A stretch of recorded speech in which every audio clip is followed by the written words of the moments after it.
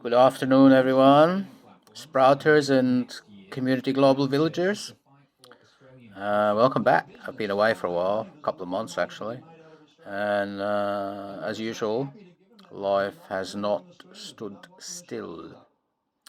I have finally started my new job, which I think I spoke about in regard to my squeezed soul syndrome in working with in a therapeutic environment for many years, and how that, yeah, like I said, squeezed my soul a bit and tainted my ability to for joy and appreciation and joie de vie, as the French would say.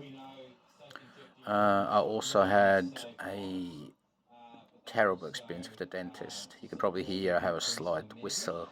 The tooth is gone. Nightmare. Absolute nightmare. As a matter of fact, I haven't been back to the dentist. I still need to have surgery to have that canine tooth left over pulled, which I'll have to do before I get a new tooth put in. But it was fucking awful, I can tell you, and really borderline traumatized me. But I suppose in the maelstrom of change, there's always going to be some real challenges and setbacks in a way that sort of remind you of that as long as we maintain focus in where we're heading, we're going to get kicked up the ass, have poor experiences, some self-inflicted, others thrown in as a curveball by whoever runs the show, I guess. Better not be effing dentists. But yeah, I've been doing really well. I've adjusted well to my new job, which is in the disability sector. So I do some general support work in regard to assisting with, daily living tasks. But I also do therapy. So I've also been accepted into the Australian Institute for Developmental Educators. So that's really more in regard to trying to assist people to acquire new skills in regard to, like I said, daily living, but in particular also about how to make more sense about the world around them and challenges, for example, relationships, self-perception, self-esteem, balanced approach to life, social engagement, and so forth. So that's just come through my membership, that is. So I'll be looking forward to getting stuck into that. So I'll still do some therapy, but it won't be so much about mental health, trauma, drugs and alcohol. It will really be more about general life issues. So, like I said, self-perception, relationships, sexuality, finances, uh, and so forth. Pardon me. So that'd be really good. Uh, the really positive thing has been that by changing my work, I have managed to considerably increase my income by working less. Which you go like, how does how does stuff like that work for me? I'm not really sure either sometimes. But I've probably made a 50% increase in as a pay rise, which is obviously fantastic. So this has allowed me to work, some may say even less than I did before. So I'll probably work 3.5 days a week now. Some days are quite full with numerous clients and travel, but also Skype clients in regard to face-to-face. They're interstate and overseas to some extent. So that's been really good. So that's allowed us, me and the wife, my boss, to sort of have a bit of a look at resetting our priorities in regard to debt in particular, as we are buying a house. We've sort of made a conscious decision to cut out some of the frivolous expenses that we have. We buy smoke, so smoking in Australia is a rich man's game, pretty much. So we've now decided to move to vaping, which is being heavily regulated now in Australia since I think June, July. However, you have to get a prescription now from the doctor, so you can obtain nicotine from New Zealand because you can't buy it in Australia. Blah blah blah blah. But the hopeful end effect is that we will reduce our cost in smoking by 50 to 80%. So instead of, for example, paying $200 a week, as I said, as a rich man's game, it will be down to maybe 30 or some of that, which would be fantastic. So we aim to put all our savings into the mortgage of the house so we can pay that off as quickly as we can. Because that's obviously the main debt that we have. Luckily, we actually otherwise live quite frugally. Sure, we buy stuff that we don't need just because we can and we want to. But apart from that, we don't have a expensive cuisine or dietary requirements. And we don't really have any high tech. Our cars are old. We own them. They still run. So we have no desire to buy a new car for the sake of buying a new car. That's not really what we're all about.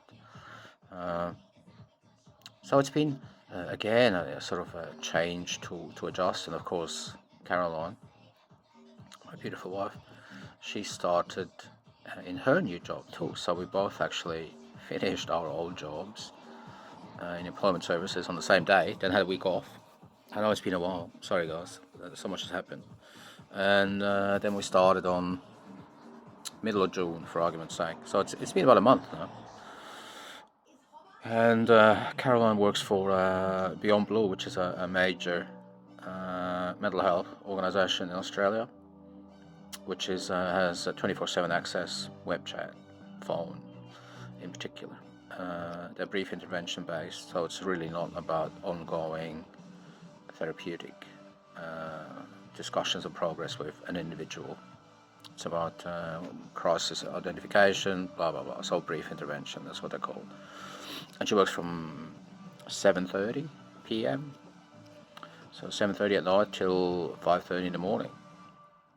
So we had a discussion about it, and she's really keen on the job, and I've always been made from stuff that believes that people should have the right to pursue their professional dreams, goals, and ambitions, and do so without any great interference from anyone, really, because it contributes a lot to a person's overall well-being and self-identification and so forth. I think if you do something that is meaningful to you and challenges and drives you. Of course, I am not a huge fan of sleeping alone.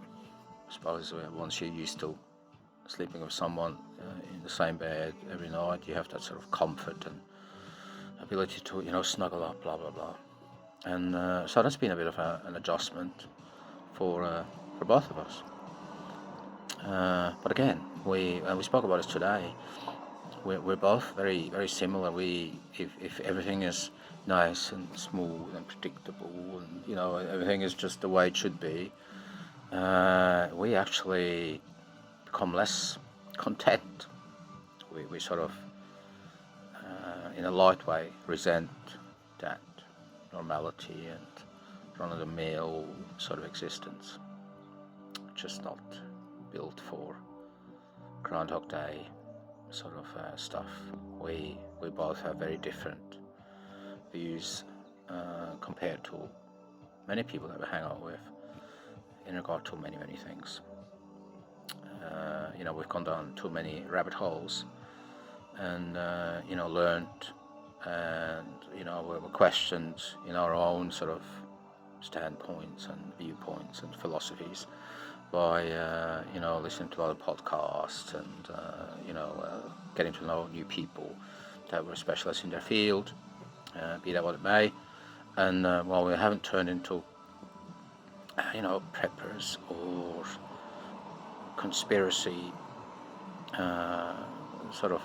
nutters, we certainly look at the world different now than we did before, and I think that sort of has helped us to make some decisions that we have in regard to work, refocusing our effort on what gives us the most benefit and will ultimately, for example, in regard to the mortgage, will allow us to then also make decisions for the next chapter in our life, which will be out of Australia, somewhere where we can get away from the nanny state, where everything's heavily regulated, everything is taxed, and it's just not. We're not made for that. Problem will be to find something where it's not as bad or much better. If these countries still exist, who knows? The progress of capitalism and big companies and giving people more coliseum activities. That's what I call it. More entertainment, more fast food, so to speak, intellectually. The less you stand a chance that that's just Poppy. Jack, what are you doing? The less chance you have that people actually start to wake up and go like, that's not right. Why are,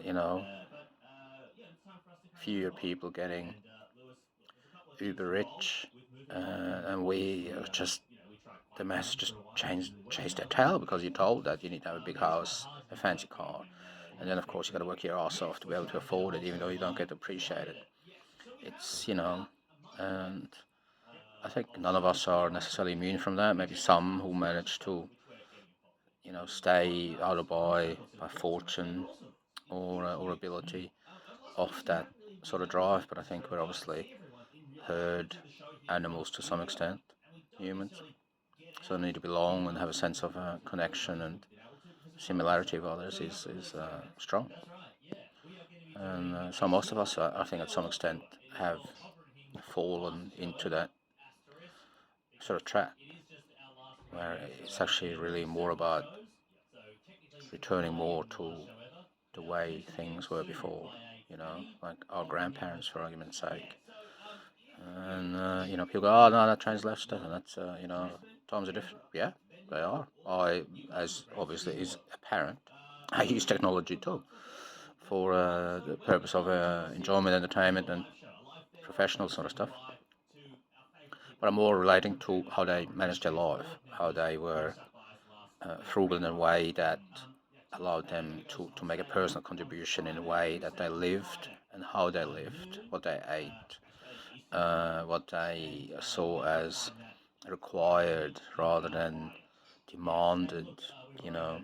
Houses were much smaller for argument's sake, but blocks were bigger for obvious reasons, so people could, grow fruit trees, gardens, veggies, and there was some element of self-sufficiency because shops weren't what they are now. So if people wanted something in particular that they liked, they grew it themselves. That in turn contributes to better mental health, enjoyment, being outdoors, having a more active lifestyle, and these things still apply now. But you don't, in the time that we live in, I don't think anyone really gardens, in regard to actually having benefit from it. Well, you could argue if you have a nice flower bed, blah, blah, blah, that's nice too, but not to the point where you can nourish yourself. Like we grow potatoes. It's one of the easiest things. Even I can grow it, and I have two black thumbs. And then we just leave a couple in the ground, and they reshoot. So there's more and more every year. We have chickens, and again, it's a dual benefit. You get to enjoy what you're doing, and animals obviously give you joy anyhow, and you get to eat.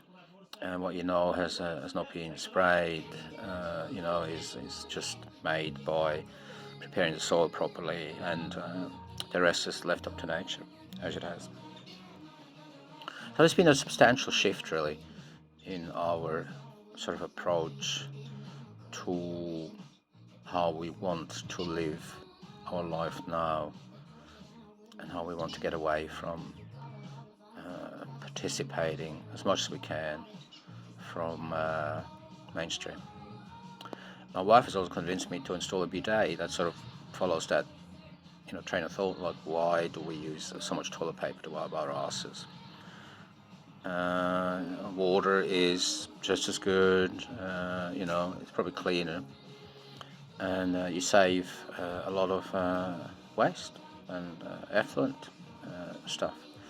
So that was a challenge too, to install a bidet. I'm not a super duper huge fan of having a cold water douche on my derriere in winter, and I haven't actually done it. I'm a chicken shit, but I see the point and the benefits of it. Other things are like hankies. Like, why do we buy tissues so we can just smother it and blow, throw it in a bin? More waste, more paper produced, wasted for the sake of no personal growth or benefit at all. So hankies, serviettes,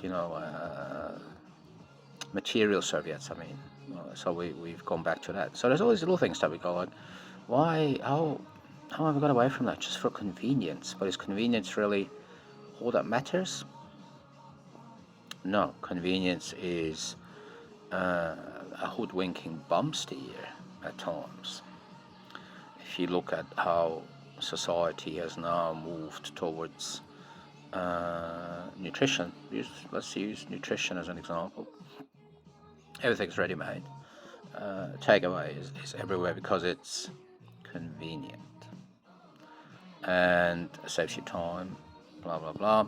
I see the rationale for some people who are both working, kids. I get it, but I still wouldn't subscribe to it as a permanent solution. I think there ought to be some kind of overall adjustment of the priorities in life. It's my view. If you have kids and you both have to work because you have a fancy house, I think you need to revisit that decision, because no one's going to remember your house. Kids aren't going to be grateful to you for having a fancy house because they never see you. It's just a bomb steer. So that's where we are. Yeah, we're more into sort of simplify, I guess, our life by going back to some of the things that were done not all that long ago, our grandparents, and stay away from media, no TV still. Haven't missed it. Every time we go somewhere and the TV is on, we find it really weird, and I don't know, like some kind of a show, even the news, like doesn't seem real. So that's definitely been a good thing. So as you can see, once again, our lives continue to morph, adjust. We change, we shed. As we get older, we definitely start shedding some of the behaviors that were just for short-lived joy and entertainment and all that sort of stuff, towards now, finally, thank goodness, and hopefully, heading towards that next chapter, like I said, where we own the property.